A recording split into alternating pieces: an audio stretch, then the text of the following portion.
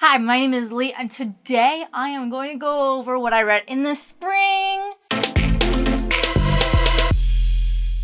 I am going to be talking about what I read in March and April. Medievalathon is May, so I'm going to have a separate video for specifically May reading. Firstly, I have a TBR jar about The Golden Dream of Carlo Chuchio. Check that out.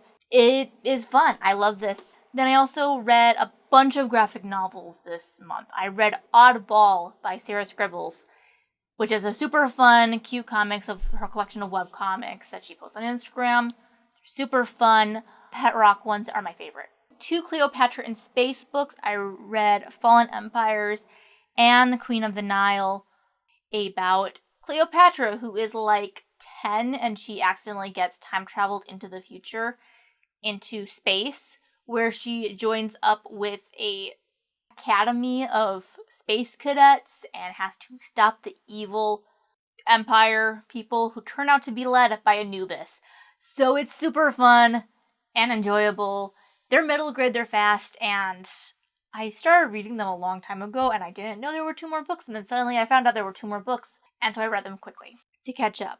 I also then read the newest book of Bandette by Paul Tobin and Colleen Hoover. This was The Six-Fingered Secret, which I really like Bandette. I always think her name should be Bandite, but I've known some people who pronounce it as Bandette.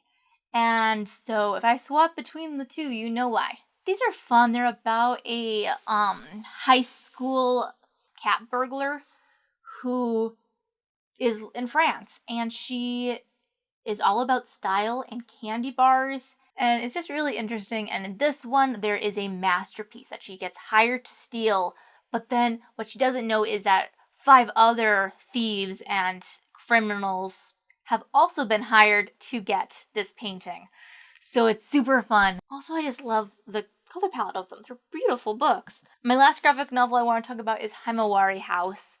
I loved this book. It's quite a bit longer. It feels like a memoir even though it's fictional. It is about a young woman who was born in Japan, and then when she was a child her family moved to America, and so she was raised in America, and then in college she decides that she wants to go back and see her family that are still there, but also to see her own culture. But then when she gets there she realizes how much of her own culture she doesn't even understand.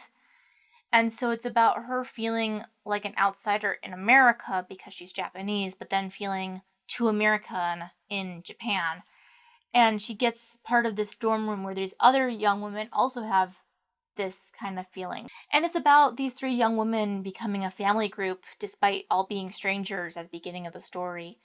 And it's really pretty. I read The Moving Finger by Agatha Christie. I really enjoyed this one. I was told it was like one of the best Agatha Christie books, and so it kind of got overhyped for me.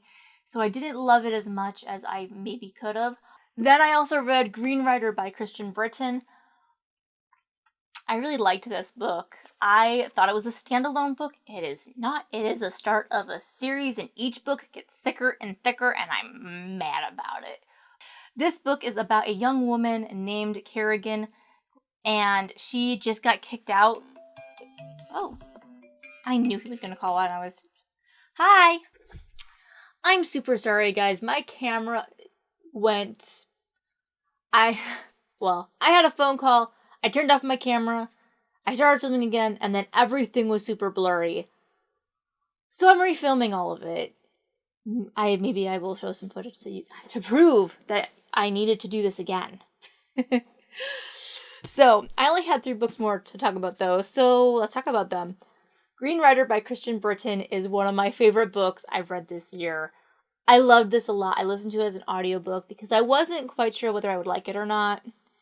And then I was hooked, and I was like, I wanted to stick with listening to the audiobook. So I did. It was so good. This book is about a young college student person in this fantasy world who gets into a fight, figures that she's about to get kicked out of school, and so she decides to just go home on her own.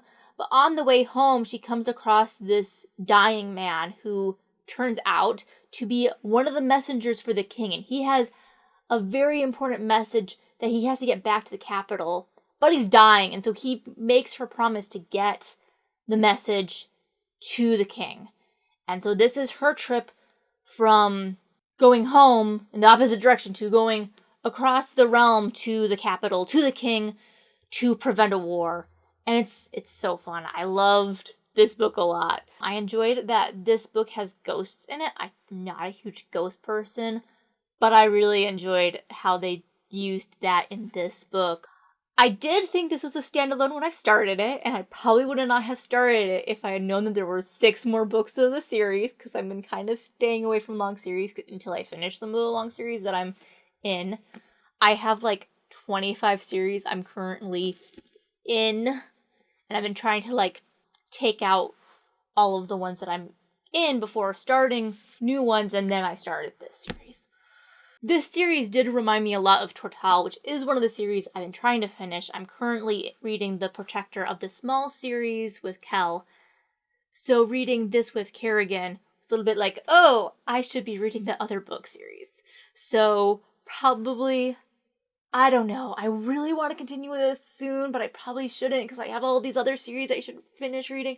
But this one was fun and good, and I'm kind of into it now, so I kind of feel like maybe I should continue with this one. I don't know. I really enjoyed it though. Okay, so here's the thing, and I'm going on a rant because I have 2 more books to talk about and I have time. But when I was in middle school, I read a lot of fantasy, and I loved fantasy. It was my favorite genre. And as I've gotten older, I haven't liked fantasy books as much. And some of this is what I'm going to refer to as dude fantasy, where all the characters are dudes and all the women characters are dumb. Not all fantasy is like this, but I keep finding books that are, and I hate them. So I've been looking for adult fantasy books that are about women, where they're not dumb, where they get to have adventures, and it's not about them being women going on adventures, it's just about this person going on an adventure, and they so happen to be a woman. That's what I'm looking for. So if you have recommendations, let me know in the comments, because I am lost. I've gotten a few recommendations, because I've been talking to my friends about this a lot. But, I've been rereading a lot of my old favorite middle grade fantasy to remind myself why I like fantasy, because I've been hating so much of the stuff I've been reading. But this has been so good, and I'm like, this is what I want, and people say this is YA. So I'm like, is this YA? I don't think it's YA. And I mean, Kerrigan is young. I read her as being like 19 or 20. Older YA, if that. But even that, I'm like, no, I don't think this is YA. Now, I also then read The Black Moth. I got this as an audiobook again. And I was expecting it to come in a couple more months. It was giving me like a long wait list. But then it showed up quickly. This is like if the Scarlet Pimpernel and really old 1920 movies had a baby.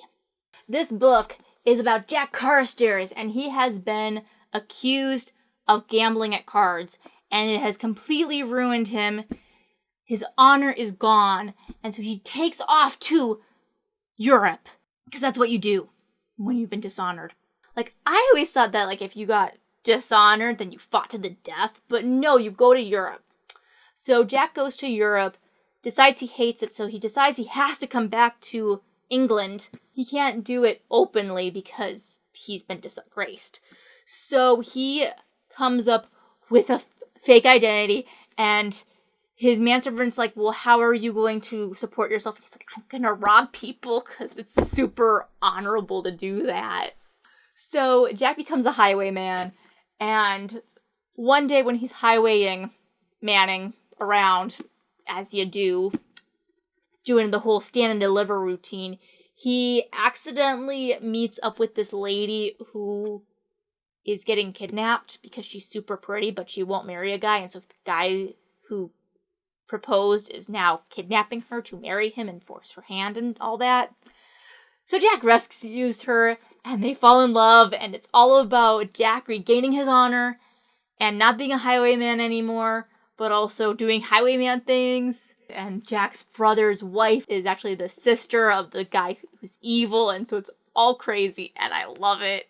And this was Georgia Heyer's first book, and so it's a little bit more clunky than her other stuff. And is this the best book she ever wrote? Nah, but it's really good, and I really enjoyed it. Those are the books I read in spring that I want to talk about today. So, recommend me your favorite spring reads down in the comments. What's been your favorite book you've read so far this year? Do you have any recommendations for me on fantasy books? Because I need them.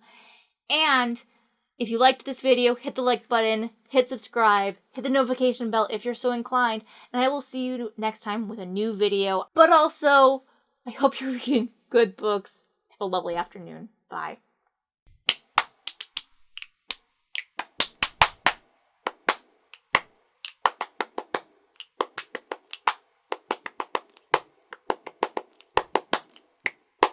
Okay, we're done. Society.